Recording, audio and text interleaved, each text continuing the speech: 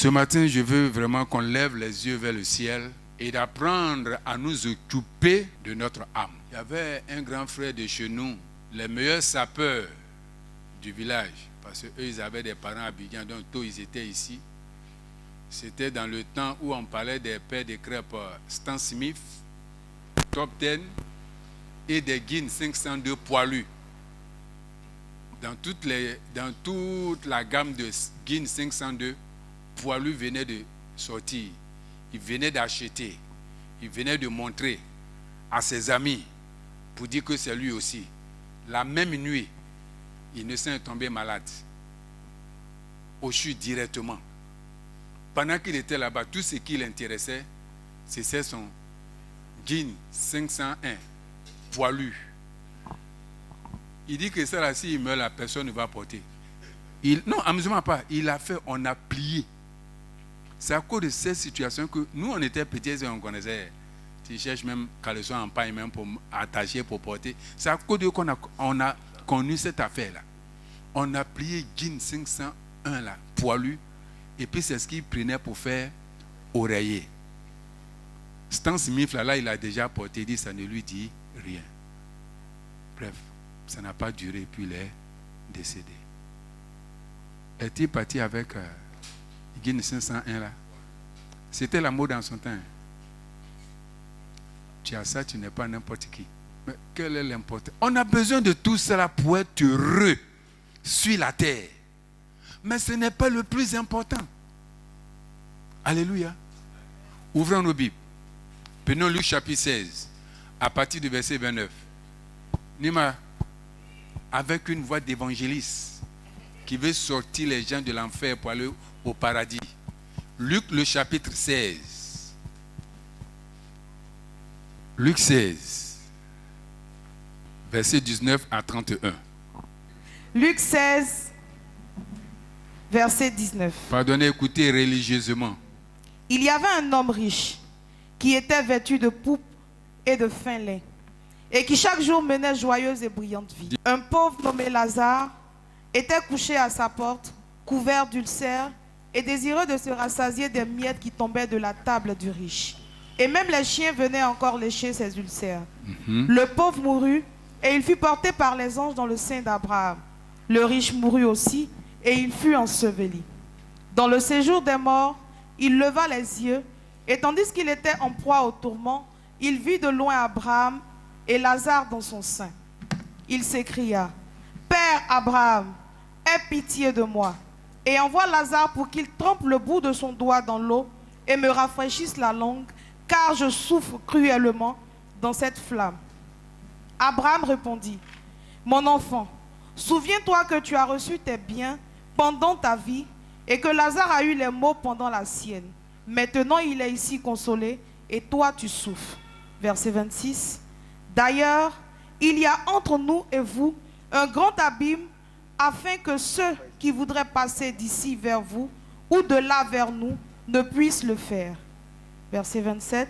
Le riche dit, « Je te prie donc, Père Abraham, d'envoyer Lazare dans la maison de mon père, car j'ai 5 frères. » Verset 28. « C'est pour qu'il leur atteste ces choses, afin qu'ils ne viennent pas aussi dans ce lieu de tourment. » Abraham répondit, « Ils ont Moïse et les prophètes, qu'ils les écoutent. » Et il dit, « Non, Père Abraham, mais si quelqu'un des morts va vers eux, ils se repentiront. » Et Abraham lui dit, « S'ils n'écoutent pas Moïse et les prophètes, ils ne se laisseront pas persuader, quand même quelqu'un des morts ressusciterait. » Alléluia.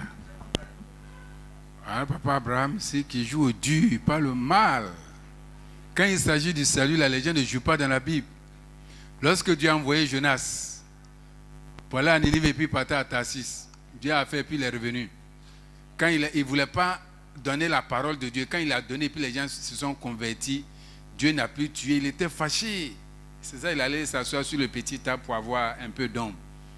Et puis Dieu dit, mais Jonas, ce que tu fais là, est-ce que c'est bon? Il dit, c'est bon jusqu'à demain. Pourquoi tu les as sauvés? Il fallait les laisser mourir, aller en enfer. Jean-Baptiste aussi est venu.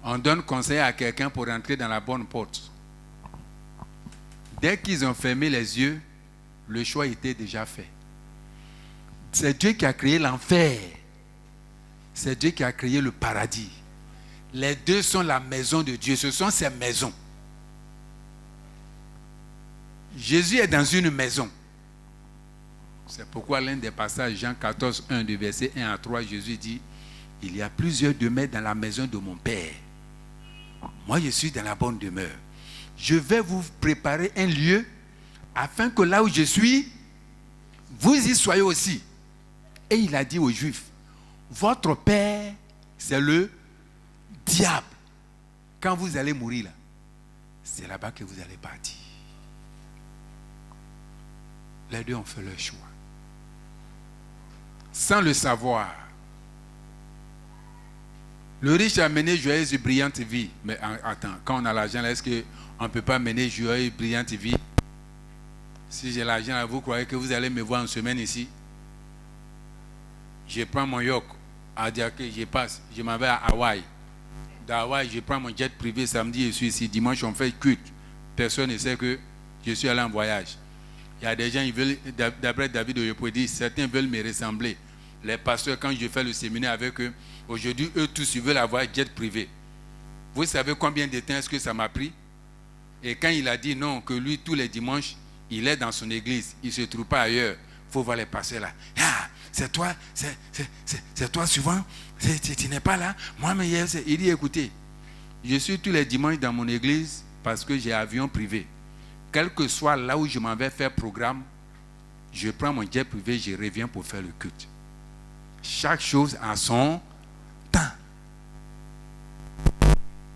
Quand Dieu te donne les biens de ce monde, apprends à te réjouir avec. Quand il ne t'a pas encore donné, sois patient et vis avec ce que tu as. Je vous ai dit que quand j'ai commencé ici, il y avait un seul costume noir rayé. Mais je porte ça avec fierté tous les dimanches. Quand j'ai fini, après avoir partagé l'offrande 1700 francs pour donner aux gens, pour les encourager, pour revenir, je prends mon sachet noir et puis je marche.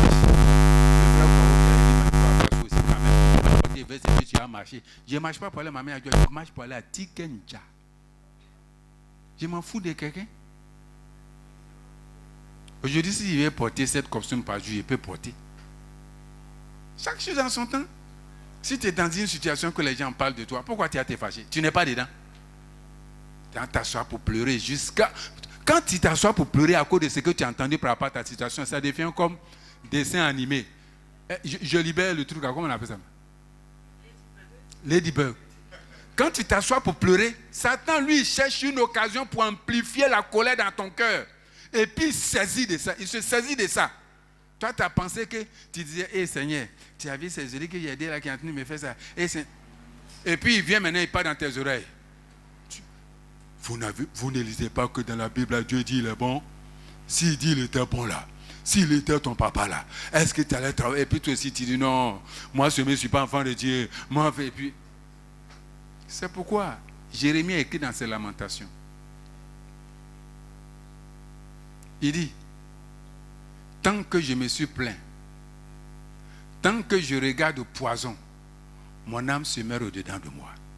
Mais ce que je vais repenser en mon cœur, c'est ce qui va me donner de l'espérance. Car les bontés de l'Éternel ne sont pas épuisées, ni ses compassions.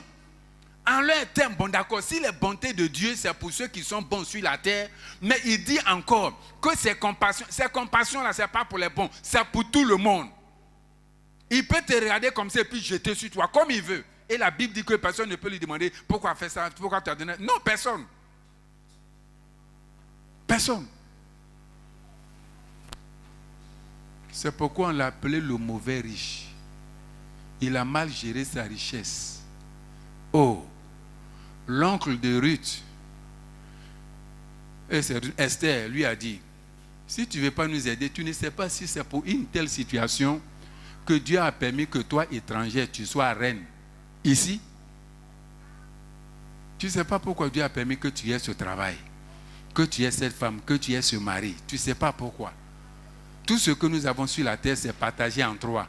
pour toi-même, pour Dieu et pour ton prochain. Il ne faut pas envoyer tout ton argent, tout ton amour à l'église et puis laisser le monde. Non. Non. Il ne faut pas laisser ça aussi dans le monde et puis venir devenir spirituel ici. Non. Il ne faut pas donner dans le monde à Dieu et puis toi-même tu es misérable. Non. Chacun a sa part. C'est pourquoi Dieu nous donne la sagesse pour pouvoir savoir partager. Il a mal géré. Ne pensant pas à son retour. La vie est belle, on n'a qu'à vivre. Mais qui a dit que la vie est mauvaise? La vie est belle. C'est Dieu qui l'a faite. Donc elle est belle. Tout ce que Dieu fait est bon. Alléluia. Donc réjouissons-nous.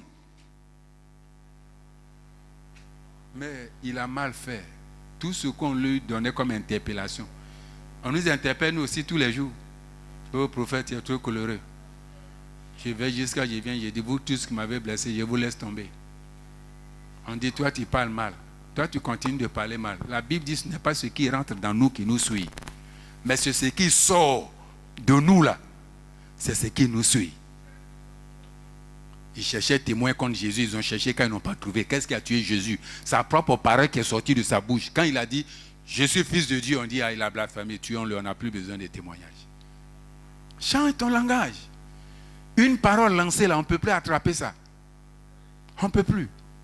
Voici le mauvais riche avec Lazare, dès que les deux sont moins nets. Ce qui m'interpelle ici là, retient dans tout mon bavardage. Chacun d'eux ne savait pas que tout ce qu'il faisait chaque jour, il disait chaque jour, où il allait chaque jour, c'était pour préparer son retour à la maison. Il ne savait pas. Ce matin, je suis venu te dire que ce que tu fais tous les jours, là, c'est pour préparer ton retour. As-tu préparé ton retour? Waouh! Regardez nos frères qui sont à l'étranger, États-Unis, tout cela. Bon, là-bas, je ne connais pas, mais ce que j'ai vu en Corée, il y a deux catégories. Bon, malheureusement, il y a une nation qui va souffrir ce matin. Quand tu vois les Ivoiriens, tu sais qu'ils sont conscients qu'un jour, ils doivent retourner au pays. Et puis ils connaissent notre bouche ici. Si tu ne retournes pas, tu ne reviens pas dans de bonnes conditions avec l'argent, on construit une maison. Et puis c'est toi, quand tu vas arriver encore, on va dire à ton neveu, pardon, il faut libérer ta chambre, tu es foutu. Donc quand ils sont là-bas, ils louent des petites maisons. Là-bas, voiture coûte moins cher. Mais rares sont ceux qui ont des voitures. Quand tu vois un Ivoirien acheter une grosse voiture, c'est que c'est pour mettre dans le conteneur parce que dans 3 mois, lui-même, il vient. C'est ici, il vient prendre pour faire malin. Celui que j'ai aidé, son grand-père a rendu témoignage de divorce 20 ans avec sa femme et puis ils se sont remariés 20 ans après là. Mais quand je suis parti, ça m'a fait pitié. Leur maison, c'est studio. Il y a cuisine dedans. Il y a douche dedans. Ça dit, eux-mêmes, ils se tournent comme ça. Et puis comme là-bas, les Asiatiques, pas les Coréens, c'est les Asiatiques, à une certaine période de l'année, ils vident toute leur maison pour renouveler. Donc les fauteuils comme ça, les télévisions, c'est encore nouveau.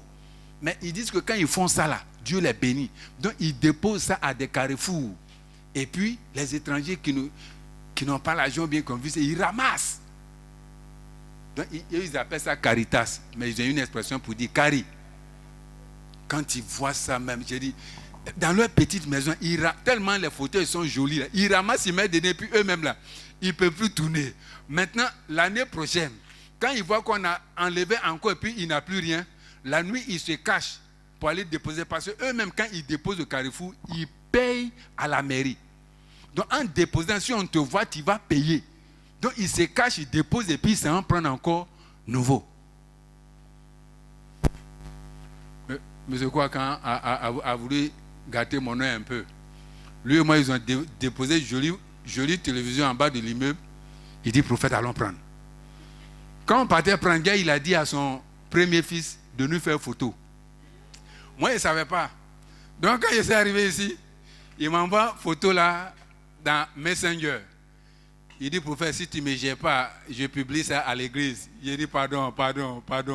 Parce qu'on était en culotte et puis il faut nous voir. Et puis, c'est lui-même qui aurait le problème parce que lui, il est consul. Le consul avait son administration. Qu'est-ce qu'ils sont de dire? Ils vivent d'une manière humble, simple, comme s'ils ne sont rien à l'étranger parce qu'ils sont en train de préparer leur retour. Mais ce monsieur-là, la manière simple, humble qu'il a vécu, mais lui-même, il est au Pentecôte. Les Ivoiriens même l'insultent pour dire, attends, toi, tu es venu travailler pour les gagnants pour l'église? Tu ne sais pas comment on est venu chercher? Toute ta vie, là, tu descends du travail, c'est l'église. Tu quittes l'église, c'est le travail. Tu as retenu. Mais dans ça, là, doucement, jusqu'à quand on a fini. Moi-même, quand j'ai vu la chambre qui va dormir dedans, ça fait 8 fois chambre salon qu'il a là-bas. Il dit, prophète, envoie ma photo. Il dit, si tu regardes là, tu ne vas pas bien voir. Le jour où il est arrivé, puis il a vu sa maison, sa femme est tombée. Tout le monde parle de leur maison à Yahoo. On dit, voilà vraiment des gens qui sont allés à l'étranger travailler, chercher l'argent. Il y a 4 Congolais. Non, c'est quoi? Il y a une nation qui a souffert.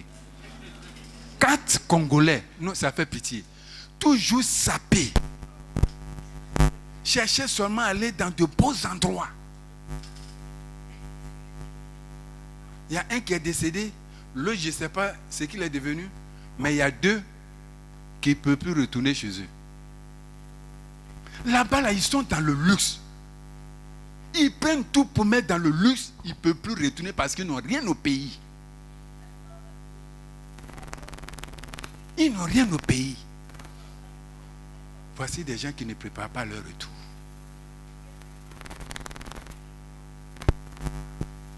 Quand toi, tu vas retourner, qu'est-ce que tu présenteras à Dieu?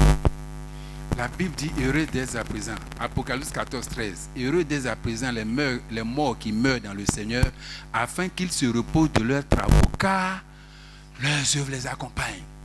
Tout ce que ce couple a emmagasiné là, quand ils venaient en Côte d'Ivoire, ils ont fait contenir d'abord, c'est venu d'abord. Et puis ils sont venus trouver. Toi, quelles sont tes bonnes œuvres? Quelles sont tes bonnes œuvres?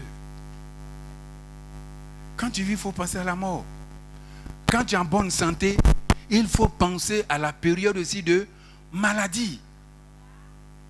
Quand tu as l'argent, il faut penser aussi à la situation de misère qui peut frapper tout d'un coup.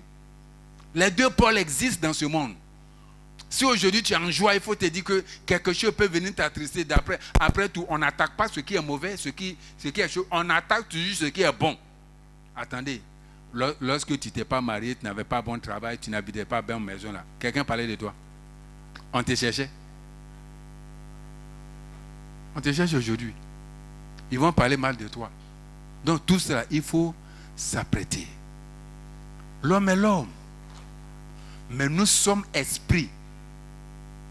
On parle de l'âme dans cette enveloppe. La Bible appelle ça cette enveloppe. C'est pourquoi il y a une expression qui dit, tant que, d'après l'apôtre Paul, tant que nous serons dans cette enveloppe, le péché va toujours rôder autour de nous, c'est à nous de résister. Le corps est une enveloppe.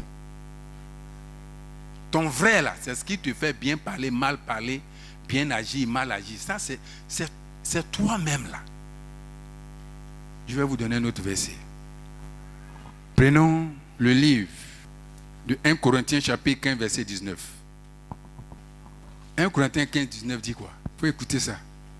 1 Corinthiens chapitre 15 verset 19. Oui. Si c'est dans cette vie seulement que nous espérons en Christ, nous sommes les plus malheureux de tous les hommes. Si c'est dans cette vie, c'est-à-dire sur la terre ici, que nous espérons en Dieu, alors chrétiens, nous sommes les femmes, les enfants et les hommes les plus malheureux. Il dit, chrétien, si c'est dans cette vie que vous espérez en Dieu, vous êtes les hommes les plus malheureux du monde. Toi, tu travailles proprement. Ton salaire, c'est 300 000. Quelqu'un, il ne fait rien ou bien il vole. Il a des milliards. Et puis, quand on dit la vie, j'ai fait la vie là. Sur la terre là, il a fait la vie. Ton argent, ça peut te faire la vie. Je vais te poser la question ce matin. Yaba, quand il dit En Noël, j'ai fait la vie là. Tu as fait quoi? Qu'est-ce qui s'est passé? Un exemple. Il s'est passé, c'est en 5e, il y a un sujet qu'on appelle suite de tests. Quand on est revenu, suite des tests. Quand ils ont fini, la question c'était qu'est-ce que vous avez fait pendant les fêtes? Il y a un ami, et les professeurs aussi, souvent quand ils veulent que les élèves là, tu as corrigé, il faut partager feuille là. Il veut lire. Il y a un quelqu'un dessus, monsieur, on a fait la vie, hein? Et puis il dit debout. Ah, vous avez fait la vie, c'est bien, hein? Donc, qu'est-ce que tu as fait? Écoutez bien. Il dit, monsieur, on a acheté les bangers. Vous voyez, c'est ça que lui, il appelle la vie. Salomon dit, ce que mes yeux voulaient voir sur cette terre-là, je ne me suis pas privé. Mes yeux ont regardé. Là où mes pieds voulaient partir, là, mes pieds sont... Tu as le projet d'aller au Canada, ça fait 7 ans. Tes pieds ne peuvent pas partir. Salomon dit, il n'y a pas un endroit où j'ai dit, je vais aller, je ne peux pas partir. Il n'y a pas manger, j'ai dit, je vais manger, et puis je ne peux pas avoir. Je mange malgré moi-même. Regardez des gens qui ont fait la vie. Nous, enfants de Dieu, on n'a pas encore les moyens pour faire tout ça. Et dans ce monde aujourd'hui, pour faire ça, il faut que tu sois corrompu. Et tu n'es pas prêt à te corrompre. Ok. Donc le minimum là, tu prends pour en tout cas te débrouiller pour vivre jusqu'à ce que tu rentres à la maison. Et puis c'est dans ça là, tu vas aller te profaner encore. Pour perdre ta grande récompense dans le ciel. Paul est en train de dire, nous allons avoir sur la terre même notre grande récompense. Notre joie se trouve dans le ciel. C'est pourquoi il dit, si c'est sur cette terre que vous espérez en Dieu, vous êtes les hommes les plus malheureux. Votre grande espérance, c'est dans le ciel. Lisons Hébreux 11, 39, 40. Hébreux 11, je lis. Écoutez bien, je vais commencer par 38. Eux, dont le monde n'était pas digne, entrant dans les déserts et les montagnes, dont les cavernes et les antres de la terre. 39.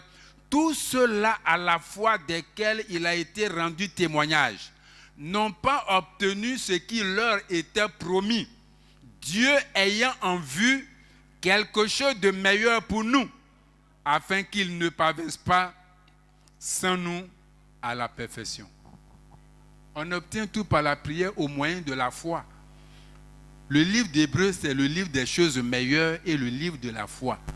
Mais l'auteur est en train de nous dire qu'il y a des gens, des hommes et des femmes qui ont sorti des foi spectaculaires, miraculeuses.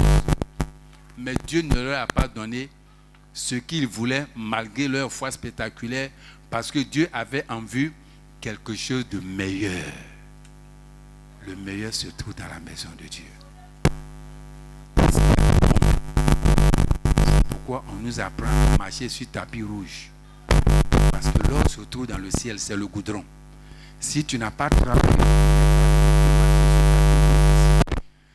quand devant la porte du retour au ciel, si on ouvre la porte pour rentrer là, pourquoi ma soeur, tu as fui. Parce que quelqu'un qui n'a jamais attrapé 500 000, si on lui tend une enveloppe de 500 millions, il va dire que ça là c'est pour le maudire, c'est pour l'accuser, c'est pour le tuer. Alors que quelqu'un qui est habitué à ça, là, il va se dire qu'il a rendu service à quelqu'un et puis bon, on prend pour lui faire grâce. Et Dieu est en train de dire, vous pouvez manifester la foi pour désirer des choses que je ne vais pas vous donner. Mais si je ne vous donne pas ici, ce n'est pas parce que je ne veux pas vous donner ce que vous êtes en train de faire, parce que ça me plaît, je veux vous donner meilleur de l'autre côté. Voulons nous réjouir sur la terre comme le bon riche et le mauvais riche, menant joyeuse et brillante vie, mais pas à la manière de Dieu, et puis perdre la félicité pour toujours, ou bien on veut vivre brillante vie, ou bien vie modeste ici, et puis un jour aller à la maison de Dieu. Lisons Jude 1, verset 9. Jude, verset 9. Or, l'archange... Écoutez très bien. Or, l'archange Michel, lorsqu'il contestait avec le diable et lui disputait le corps de Moïse, n'osa porter contre lui un jugement injurieux, mais il dit que le Seigneur te reprime. Alléluia. Est-ce que vous avez bien compris ici? Nous connaissons tous Moïse. Moïse, c'est l'homme qui a détruit les œuvres du diable en Égypte devant Pharaon, en faisant des miracles extraordinaires, tuant même jusqu'à tuant le premier-né de Pharaon, jusqu'à ce qu'on libère le peuple. Fait des miracles dans le désert, jusqu'à ce que lui-même, son péché, le rattrape. Paul a dit à Timothée, veille sur tes enseignements. En veillant sur tes enseignements, tu vas te sauver toi-même et tu sauveras ceux qui t'écoutent. Quand je prépare un message, je ne prépare pas pour vous. Je prépare pour moi-même d'abord. Et puis je vous partage. Dieu a dit, tous ceux qui vont pécher contre lui dans le désert 3 fois, la personne ne va rentrer à Israël. Et voici, quand ils ont péché, Dieu s'est levé, il a ouvert la terre, il a fait venir du feu, il veut les tuer. Quand il veut les tuer, Moïse il vient et puis c'est lui qui plaît, il demande pardon. Il dit, ah Dieu, si tu les tues là, les gens vont dire que c'est parce que tu ne peux pas les conduire à Canaan que tu les as tués dans la vie. Donc si tu veux les tuer, tue-moi premièrement. Efface mon nom dans le livre des vies. Voici celui qu'on appelle un pasteur. Voici ce qu'il faut retenir d'un pasteur. Un pasteur ne maudit pas. Un pasteur cherche toujours à sauver le troupeau que Dieu lui a confié. Regardez comment Moïse, lui-même, il oublie sa vie en train de plaider pour l'âme des gens. Parce que lui, il a une révélation du paradis et de l'enfer. Il dit non, si tu veux les tuer là, tue-moi d'abord. Efface mon nom dans le livre de vie. Attends, nous tous on cherche à ce que nos noms soient écrits dans le livre de vie, non? Pas avec un bic, mais avec le sang de Jésus. Et Moïse, à cause des âmes des autres, il dit, efface mon nom. Si tu ne peux pas bénir un pasteur, pardon, il ne faut pas le critiquer, il ne faut pas lui tendre des pièges. Vous ne connaissez pas les souffrances qu'ils ont dans le secret. Pendant que lui-même, il a des tomes de sujets de prière, il dépose pour lui et puis il est en train de plaider pour le troupeau que Dieu lui a confié. Voici pourquoi Jésus a posé 3 fois la question à Pierre et puis ça lui a fait mal. Même tu Pierre, même tu pas. Le pasteur doit, quel que soit le comportement que la brebis devant a là, le pasteur doit l'aimer. Quel que soit ce qu'il a fait, il doit pardonner. Alléluia. Mais aujourd'hui, on voit les pasteurs qui maudissent.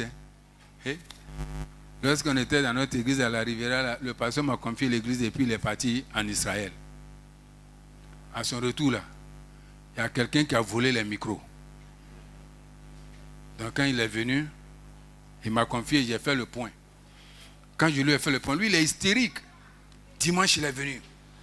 Celui qui a pris le micro là, quand je ferme les yeux, sinon, j'ai dit, pardon Bishop, faut pas. Il dit non. Celui qui a pris là, pour nous le culte est fini. La Bible dit le royaume des cieux appartient à ceux qui ressemblent aux enfants. Il y a une maman qui est venue nous voir. Il dit, ah, pasteur, quand on est arrivé à la maison, mon petit-fils qui était avec moi là, il m'a dit, mais maman, tu n'as pas dit que Dieu dit de ne jamais maudire? Il dit, oui. Il dit, mais pourquoi matin là, le pasteur l'a maudit? Le pasteur n'a pas fini la phrase, hein, parce qu'on l'a empêché là. L'enfant dit, non, il a maudit. Maman, c'est qu'il a dit là, il a maudit. C'est-à-dire, elle a cherché les tournures pour dire. Mais l'enfant a retenu ça. L'enfant a retenu. Qu'un pasteur n'est pas brisé. Pardon, je vais avoir 5 millions d'âmes pour aller au ciel. Mais si Dieu me donne 800, je prends. Quand on parle du prix de l'âme là, les gens ne comprennent pas. Un pasteur qui n'est pas brisé va faire des dégâts dans l'église. Il y a 2 mamans ici, j'ai fait quelque chose un jour à la chaire. Après, elles m'ont interpellé pour dire, ah mais pasteur, ça là que tu as fait là, on n'a pas bien compris. C'est Madame Kouakou et sa jumelle là. Et puis je les ai fait asseoir et puis leur expliquer. Dire, ah mais tu n'as pas bien expliqué. Je vous dis, je suis votre pasteur. Si vous voyez que je fais quelque chose qui n'est pas bien là, interpellez-moi dans l'amour. Interpellez-moi. Sinon, je vais prendre ça là pour vous perdre. La Bible dit qu'il y a des leaders qui ne veulent pas rentrer dans le royaume des cieux, mais ils conduisent les autres aussi en enfer. Ils se jouent au lumineux, ils tombent dans le trou, et puis ils font... Il dit, mais Dieu aussi les duit quand même. Hein. Celui qui se joue... Attends, passez encore, viens. Apôtre, viens, vous deux. Passez derrière moi là-bas. C'est écrit dans la Bible. Donne-moi l'autre main. Non, vous deux. Apôtre, donne-moi l'autre main. Ça dit, nous trois, on est aveugles. Hein. Maintenant, c'est moi, je veux jouer au borgne. Et puis, il a conduit. Il dit, je suis aveugle. Et puis, on a qu'à cogner table ensemble. Dieu dit, assez-vous, merci. Il y a des pasteurs qui se jouent au bien alors que ce sont des aveugles. Il dit, quand un aveugle conduit des aveugles, l'aveugle tombe et tout le monde, il tombe. Il dit, mais Dieu, il faut laisser celui qui se joue, voyant là. Dès qu'il tombe dedans, là, tu as la capacité de bloquer ceux qu'on conduit là, non? Gâtez-nous. On va vous traîner tous là où le mauvais riche était là. Parce que souvent, on vient de l'église, on devient des bénis, oui. Si le pasteur a fait quelque chose que tu ne comprends pas, demande rendez-vous. Il est là pour expliquer la parole. Et si ce n'est pas ça, toi-même, tu peux lui donner conseil. Est-ce que Jétro n'a pas donné conseil à Moïse? Non, je te demande. Quand il est en train d'insulter les gens là, et puis vous criez, papa prêche, et puis tu t'en donné offrande. Et puis lui, il dit encore, dis un amen mielleux pour que j'aggrave. Toi, tu sais qu'on va aggraver, et puis tu dis, hey, Dieu dit, si je t'avertis, et que malgré ça, tu vas faire, je suis quitte de ton sang. C'est pourquoi je t'ai averti ce matin. Tu as le droit de me parler, de me conseiller. Mais je dis toujours dans l'amour, le respect, parce que nous sommes un même corps. Je suis au milieu de la foule, et puis c'est de la foule que Dieu m'a pris pour me mettre devant, pour que je sois le chef de la foule. Là. Ça est dans moi aussi. Faisons un effort. Et tout ça à cause du ciel. À cause du ciel. Je ne cesse de vous le dire. C'est à la mort de mon papa que j'ai attrapé mon affaire d'évangile, l'affaire de Dieu là, comme ça. Je suis son fils bien-aimé. Son projet c'était de m'envoyer loin. Moi c'est Australie, je voulais partir. Et puis un jour il apprend. Moi je suis devenu chrétien. Pas encore pasteur, un chrétien. Chez nous quand c'est comme ça, on envoie la nouvelle dans ta famille maternelle, chez tes oncles là-bas. Tout le monde sur ma tête. Si je vais encore à l'église, c'est l'église qui va payer mes cahiers, mes cours, mais tout cela. Donc on a envoyé des gens pour nous pour me surveiller. À cause des petits saluts là. Mais ce qu'il a fait là, c'est grand. Hein? C'est-à-dire, nous-mêmes là, nous ne savons pas de quoi nous sommes sauvés et ce qui nous attend de bien. À cause des petits trucs là, on a des gens à Benoît pour me surveiller. Je laisse ce qui est en cours. C'est le dernier jour là. Je finis BTS, je vais avec ma petite soeur, on le trouve. Oh, j'ai dit tout peut arriver dans la vie. Atatano Lambert, ancien militaire, de qui tout le village a peur. Si son bédu tombe ici à 22h, 6h du matin, Ghanéen va prendre pour venir dire, Atatano, voilà ton bédou. Tout est dedans. Pour dire comment est-ce que les gens ont peur de lui. Mais ce monsieur, c'est dans son état de maladie. Lui-même, il ne peut plus s'habiller. Dieu a dit à quelqu'un, il va arriver un temps où toi-même tu veux aller là, tu ne peux pas aller, c'est quelqu'un qui va t'attacher pour te conduire. On l'attache avec sachet pour faire couche à cause de diarrhée. Là où on l'a couché dans le salon de sa soeur, là, il n'y a pas plafond, chaleur. Chaleur dans couche plastique qu'on a fait. Aïe. Et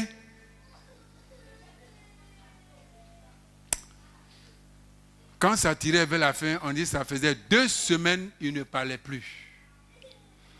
Quand je suis arrivé avec ma petite soeur après BTS, là, il m'a demandé si j'ai eu examen là. Moi, je n'ai pas bien compris. Puis j'ai dit oui. Il dit, tous tes frères là sont dans ta main. Et il va ouvrir la bouche pour dire, vous êtes venus prier pour moi pour que Dieu me pardonne mes péchés. Ma petite soeur et moi, on se regarde et puis on est étonnés. Ce jour-là, son français est devenu propre. Le langage est sorti. Et pendant qu'il nous parlait, c'est là que sa petite soeur qui est à la maison est rentrée. Elle dit, ah, Tatono, tu es mauvais. Depuis 2 semaines, tu ne parles pas. Tu as vu tes enfants. Aujourd'hui, là, tu parles. Donc, elle est passée, puis on lui a demandé, mais pourquoi tu dis ça? Il dit non. En fait, s'il ne parle pas, c'est parce que depuis 2 semaines, oh, c'est là le mal va se jouer. Il voit un groupe de personnes en blanc à sa droite. Un groupe de personnes en blanc, en noir, à sa gauche. Ceux qui sont en blanc, eux, ils sont là, ils ne disent rien. Mais tous ceux qui sont en noir, là, eux, ils l'appellent, un peu comme les films en Angola. Mais les blancs, là, ils sont calmes. Donc, où il est là? Il ne sait pas où il faut partir depuis 2 semaines. Vous savez pourquoi il y avait ce combat-là? Lui qui me persécutait dans l'état de maladie, il s'est converti jusqu'à il s'est baptisé à l'église Pentecôte.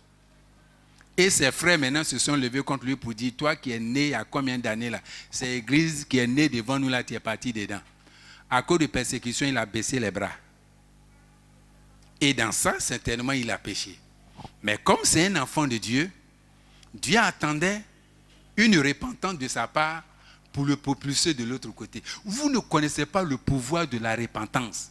Je vous dis, le tout, c'est de tout faire pour rester en Christ. Il n'y a maintenant aucune condamnation pour ceux qui sont en Christ, parce que lorsque l'acte de la condamnation vient, Dieu te pousse vers la porte de la repentance. Est-ce que vous comprenez? C'est Satan qui a péché, il n'a pas eu l'occasion de se repentir, et puis on l'a précipité.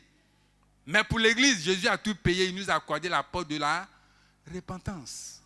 Voici pourquoi souvent, quand les malades sont sur les lits des hôpitaux, c'est quand on prie pour eux dans les hôpitaux, ils se donnent à Jésus. Vous revenez le lendemain avec des savons, des trucs pour leur donner, on dit non, il est mort la nuit. Dieu attendait la repentance. Alléluia. Et on a pleuré, on a prié pour lui, on a fait la repentance, on est parti.